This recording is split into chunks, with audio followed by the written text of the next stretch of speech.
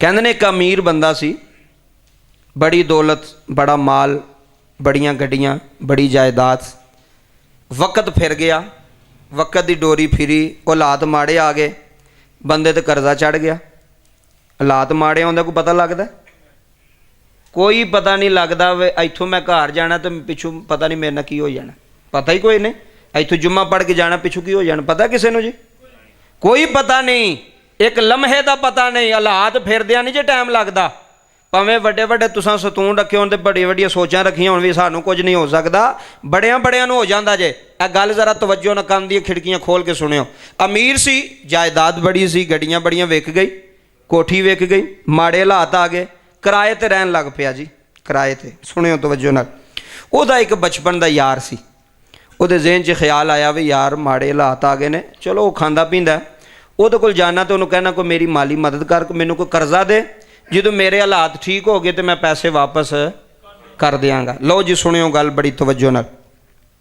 अपने बैली कोल गया, बचपन दे यार कोल गया, दरवाज़ा खड़काया, बाहर आया, उन्हें कहा बिस्मिल्लाह मेरा यार आया। उन्हें कहा यार मैं बड़ा परेशान। उन्हें कहा तू तो एडा मालदार सा, तेरा कारोबार भी सैट सी बड़ा, तेनू की हो गया? उन्हें कहा यार हालात का फेरा फिर गया, हालात माड़े आ गए ने, कर्जा बड़ा चढ़ गया, तो मैनू कोई ना इन्ने के पैसे चाहिए ने, तो जो हालात ठीक होए तो मैं तेनों पैसे वापस कर देंगा।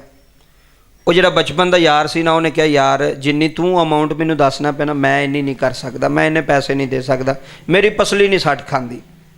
अच्छा जी। उन्हें कहा ठीक है, मैं तो बड़ी आस उम्मीद लैके आया सा तेरे को। उन्हें कहा गल सुन, एक बंदा है ही अल्लाह वाला, मैं सुनिया कि जेड़ा भी उहदे कोल जांदा ना, वो काम भी कर छड्डदा ते दसदा भी नहीं। बोलो तो सही, काम भी कर छड्डदा है ते रौला भी दसदा भी नहीं। ये नहीं भी जरा लोकां नूं दसे जी उन्होंने मैं इन्ने पैसे दिते जे, जनाब उहदे ते मैं ए एहसान कीता जे, उहदे ते मेरी ए भी नेकी है। काम भी करदा ते दसदा भी। अल्लाह दी इज्जत दी कसम एडी बरीक गल है, ये अपने सीने ते मैं बिठाई, तुसीं भी बिठा के लैके जानी जे, फिर फायदा होवेगा। उन्हें आख्या चल तू नहीं कीता तो उस बंदे का पता दस छड़। उन्हें कहा वो फलाने महल्ले दे विच बंदा रहिंदा, फलाना फलाना मकान ही है, उहदा नां ही, उहदे कोल टुर जा, तेरा काम हो जाएगा। वो बेचारा फिर उम्मीद लैके उहदे कोल टुर गया। जाके दरवाज़ा खड़काया तो उन्हें पूछा हाँ जी। उन्हें कहा जी फलां फलां तुहाडा नां है जी, किस तरह आए हो? है जी मेरा बचपन का एक यार सी, फलाना फलाना उहदा नां है, मैनू पैसे चाहिए सन, मैं उहदे कोल गया सा, उन्हें मैनू तुहाडे अल टोरिया भी वो जिहड़े ना काम तेरा कर छड़नगे। वो चिट्टी दाड़ी उन्हां बजुर्गां दी, नूरानी चेहरा, वो ना अगों उहदे नाल गुस्से ना बोले, गुस्से ना बोल के ना दो तीन गल्लां भी कीतियां, ते जाके आख्या भी उन्हें जाके दस दई, गल्लां गुस्से ना करके ना, तो जाके आख्या भी उन्हें जाके दस दई भी यह गल्लां उन्हें कीतियां। उन्हें कहा ठीक है। उन्हें आख्या भी मैनू तो चंगा तुहाडे अल भेजिया सी। उन्हें कहा जी तुसीं काम भी करदे हो तो रौला भी नहीं पाते, तुसां ते उल्टा मैनू जलील कीता, घर मैं तुहाडे आया मैनू रसवा किया जे, पैसे भी नहीं जे दिते ते गल्लां भी उंज दियां कीतियां जे। इत्थे हुण निचोड़ निकलन लगा गल दा। इन्नी गल कीती तो रोंदा रोंदा वापस यार कोल टुर गया। यार नूं कहन लगा भी हाँ बई तू चंगी जगह ते मैनू भेजिया सी, उन्हें तो मैनू घर बुला के जलील किया, तू आना वो बड़ा सही है, काम भी करदा ते दसदा भी, इत्थे सुनी हुण, दसदा भी नहीं। उन्हें तो मैनू गल्लां सुनाईयां ने, उन्हें तो मैनू रुसवा किया। वो सज्जन बेली उन्होंने कहन लगा भी उन्हें लफज किहड़े बोले ने तैनू? इत्थे हुण सुनी बरीक गल आ गई है। उन्हें लफज तैनू किहड़े बोले सन? उन्हें कहा जी इंज इंज उन्हें लफज बोले सन, जाके उन्हें दस दई जिन्हें तैनू भेजिया। उन्हें कहा ठहर, तेरे जान तो बाद ही एक बंदा मेरे को आया सी, ते जिन्ने पैसे तू कहना पैसा ना उन्हें मैनू दे के गया, तो जा मैं तेरी मुश्किल हल कर लगा। वो बाबा जी अंदर गया, उन्हें पैसे ले आके दिते, बड़ा खुश। वक्त गुजरता गया, वेला गुजरता गया, अल्लाह का उहदे ते फजल होया, दिन फिर गए। उन्होंने जिहड़ा कर्जा लिया सी अपने यार को वापस आया, आके कहन लगा भी तेरा शुक्रिया, बहुत मेहरबानी, ते पैसे वो जिहड़े बंदे नूं पैसे देन आया सी ना, वो रोवे पे अगों। उन्हें आख्या भी पैसे तो बाद च देंगे, रोना क्यों मैं? उन्हें कहा यार रोना है इस वास्ते पैसा कि जेड़े बंदे को नहीं सी मैं तेनों भेजिया, वो बंदा दुनिया तो टुर गया, वो बंदा फौत हो गया। उन्हें आख्या फिर खुशी कर, तू रोना पिया, चंगा हो गया जेड़ा बंदा अपने बूहे ते बुला के लोगों को रुसवा करता सी, चंगा हो गया, दुनिया छड़ गया, दुनिया तो टुर गया, ये विच किहड़ी चंगी इंज दी गल है रोण वाली? उन्हें कहा नहीं गल है नहीं, मामला है नहीं।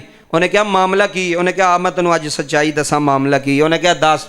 उन्हें कहा गल सुन, ਇਹ ਜਿਹੜੇ ਪੈਸੇ ਮੈਂ ਤੈਨੂੰ ਦਿੱਤੇ ਨੇ ਨਾ, ਇਹ ਜਿਹੜੇ ਪੈਸੇ ਤੂੰ ਮੇਰੇ ਕੋਲ ਲੈ ਕੇ ਗਿਆ, ਇਹ ਉਸੇ ਬੰਦੇ ਦੇ ਪੈਸੇ ਨੇ।